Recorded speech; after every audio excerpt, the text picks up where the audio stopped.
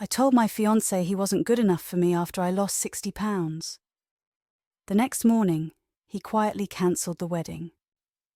Now I sit alone in the dark, wondering why everyone who touches me walks away. I'm Jessica, I'm 29 now, and honestly, looking back, I think I might be the problem.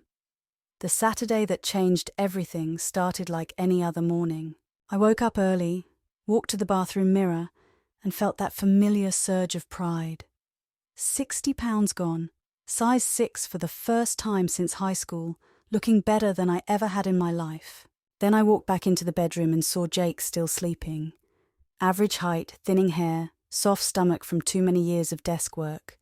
For some reason, seeing him like that made me feel almost angry. Here I was, looking incredible, and I was still tied to this completely ordinary guy. I'd worked so hard to transform myself, and for what? To marry someone who other people would look at and wonder what he'd done to deserve me. I woke Jake up and told him we needed to talk. He sat up, immediately alert like people get when they sense something bad coming. I looked at him in his old t-shirt and pajama pants, and I couldn't hold back anymore. I'm not the same person I was when we got together, I told him. I've changed, I've grown, and I deserve someone who matches my new level. You're a good guy, but good isn't enough anymore. I can find someone better now, someone who actually matches what I've become. You're not my level anymore. Jake stared at me for a long time without saying anything. Then he asked if I was breaking up with him. I said I didn't know, that I needed time to figure out what I wanted, but that I couldn't promise I wouldn't find someone better. He nodded, said he understood, got dressed, and left without another word. The next morning I woke up to a text saying he'd cancelled everything. Wedding venue, caterer, florist, photographer. He'd handle all the cancellations and deposits. He hoped I'd find whatever I was looking for. And he was sorry he hadn't been enough for me. A week later, I went on my first post-Jake date with Marcus from the coffee shop downtown. Tall, good-looking, well-dressed, exactly what I'd imagined for myself. Expensive restaurant, great conversation, obvious attraction. When he suggested his place, I said yes immediately. The night was everything I'd fantasized about. Marcus was confident and experienced in ways Jake never was. I felt desired, beautiful, worth pursuing. Waking up in his bed, I thought I'd finally stepped into the life I was meant to have.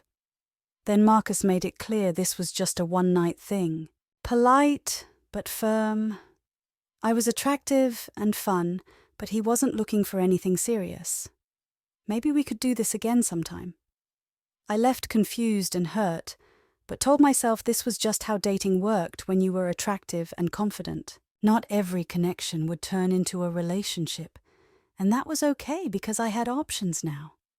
Except the same thing happened with the next guy, and the next one, and the one after that. Over the next 2 months, I went out with 39 different men. Online dates, bar meetings, friends of friends. All attractive, successful. The kind of men I'd convinced myself I deserved now. Every single one treated me the same way Marcus had. Dinner, good time, bed, then clear signals they weren't interested in anything more than casual hookups. Some were direct about it. One guy told me I was fun for now, but not relationship material. Another said I seemed like I was going through something, and he didn't want to get involved in my emotional journey. Most just gradually stopped responding to texts, or they'd hit me up late at night when they wanted company but never ask me on actual dates. I started feeling like I was missing something, like there was some secret to transitioning from hookups to relationships that nobody had taught me. I'd assumed looking better would mean better treatment from men, but instead, I was attracting guys who saw me as disposable. The first sign that my friends were being weird came when I called Sarah to tell her about breaking up with Jake. I was expecting support, maybe some you go girl energy, but instead she got all quiet and judgmental. I explained how I'd outgrown the relationship, how I deserved someone who matched my new confidence and appearance. Sarah just kept saying things like, "But Jake was so good to you. And are you sure you're thinking clearly about this?" I told her about my new dating life, about Marcus and the other attractive men I was meeting. Instead of being excited for me, Sarah acted like I was making terrible choices. She said I was moving too fast and not thinking about consequences. When I pressed her about why she was being so unsupportive, she finally admitted that she thought I was making a huge mistake. She said Jake had loved me unconditionally and that I was throwing it away for men who clearly didn't respect me. I hung up feeling frustrated. Sarah had always been jealous of my relationships, and now that I was finally living my best life, she couldn't handle it. Obviously, she was threatened by my transformation and the fact that I was attracting higher quality men than she ever could. Lisa was even worse when I told her about the breakup. She actually had the nerve to say that I was acting like a completely different person and that she was worried about me. When I explained that I was just finally confident enough to know my worth, she rolled her eyes. Jake supported you through everything, Lisa said. He helped you lose the weight. He celebrated every milestone with you, and now you're just throwing him away because you think you can do better? I tried to explain that Jake had been holding me back, that I needed someone who could match my energy and ambition.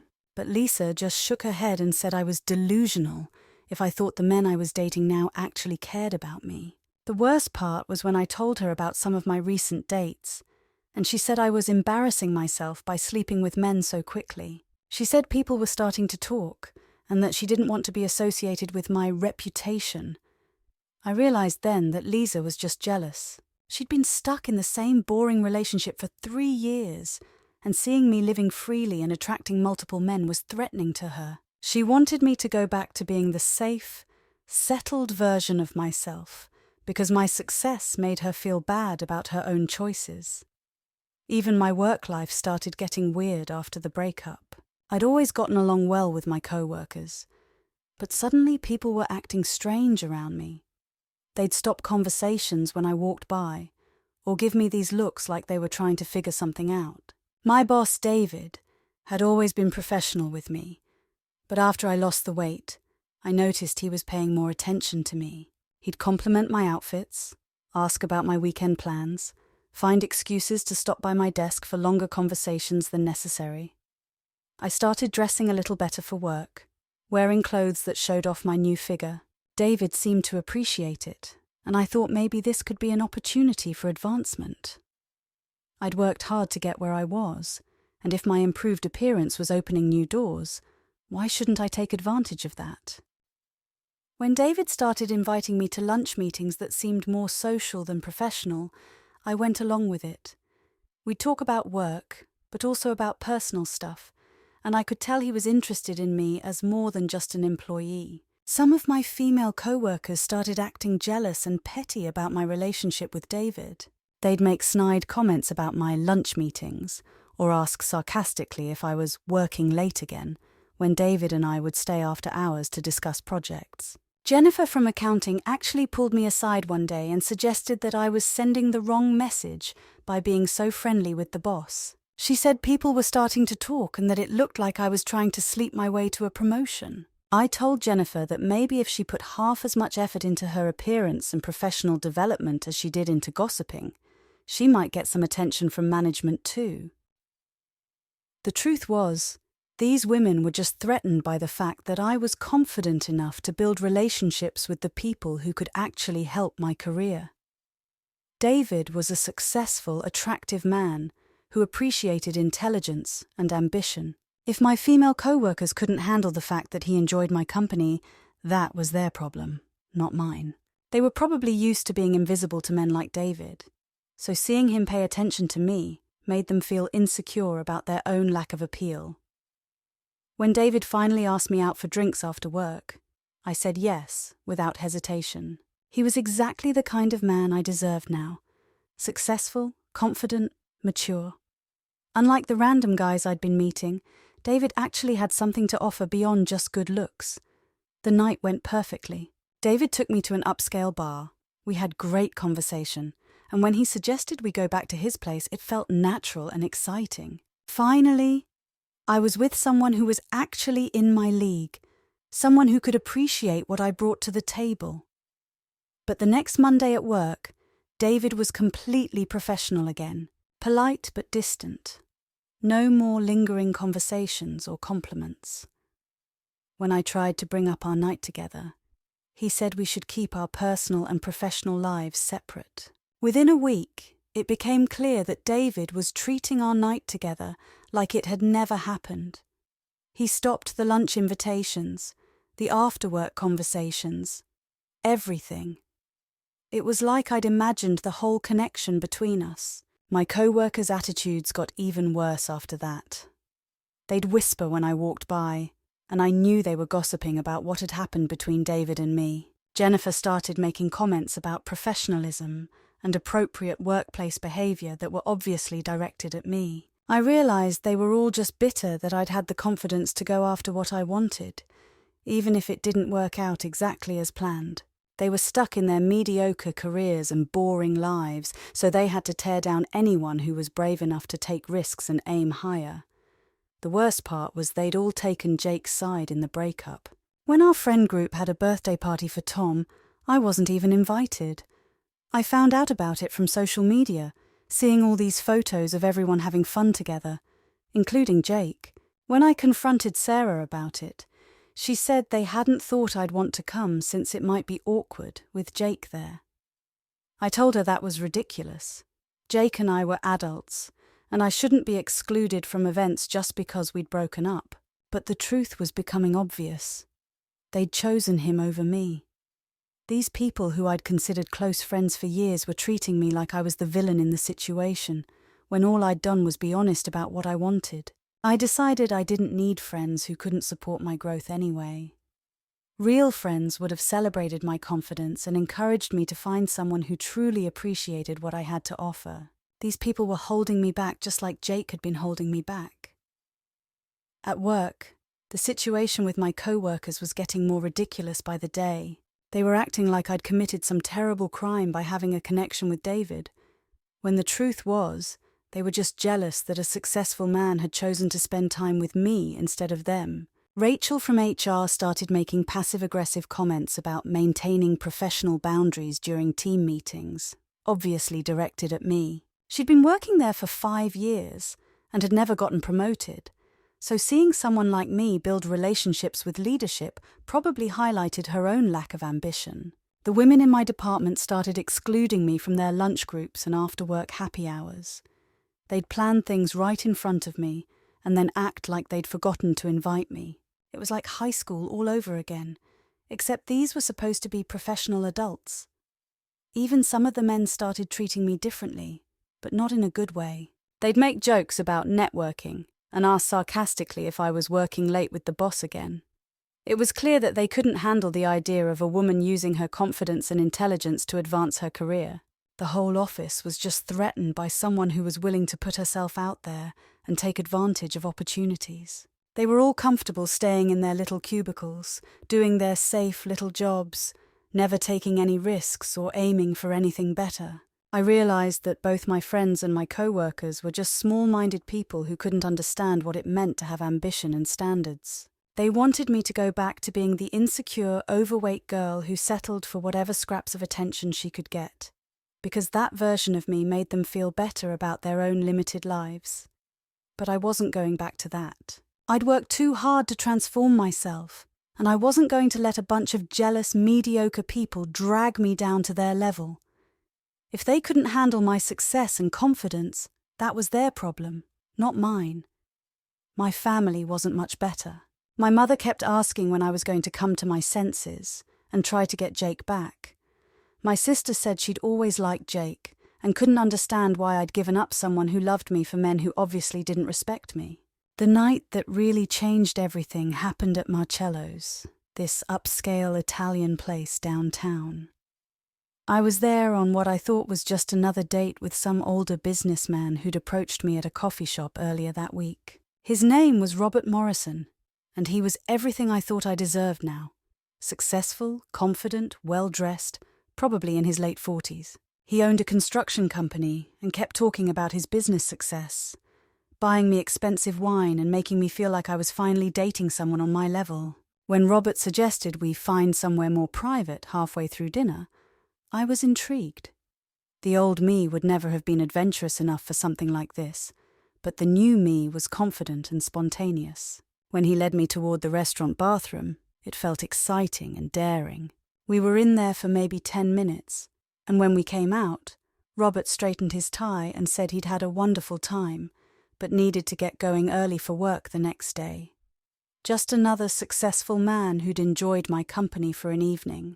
2 weeks later, my father showed up at my apartment looking like someone had died. Dad had worked at Morrison Construction for 15 years, slowly climbing from basic labor to site supervisor. He was proud of that job, proud of providing for our family without a college degree. I'd always respected him for that. He sat down at my kitchen table and told me he'd been fired that afternoon. When I asked why, expecting some story about budget cuts or company restructuring, his face got even more grim. "Robert Morrison called me into his office today," Dad said, and my stomach immediately dropped. "Said he had to let me go because of a conflict of interest involving my family." Dad explained that Morrison had told him he'd had an encounter with someone who turned out to be his employee's daughter, and that keeping Dad on staff would create an uncomfortable situation for everyone involved. "He recognized you from the photos on my desk," Dad said, his voice shaking with anger and humiliation. "Said he couldn't have this kind of complication in his workplace, and that maybe I should have raised my daughter better." I felt sick. I'd slept with my father's boss without even knowing who he was, and now Dad was paying the price for my behavior. But Dad wasn't finished. He looked at me with this expression I'd never seen before, like he was looking at a stranger he didn't particularly like. 15 years I worked for that man," he said. 15 years of good service, and you destroyed it all in one night. I don't know who you are anymore. The daughter I raised would never throw away a good man like Jake for this kind of behavior." He left without saying goodbye, and I haven't heard from him since. I spent that night crying harder than I had since the breakup. Everything was falling apart. Relationships, friendships, family connections, and I couldn't understand how trying to improve myself had led to losing everything that mattered.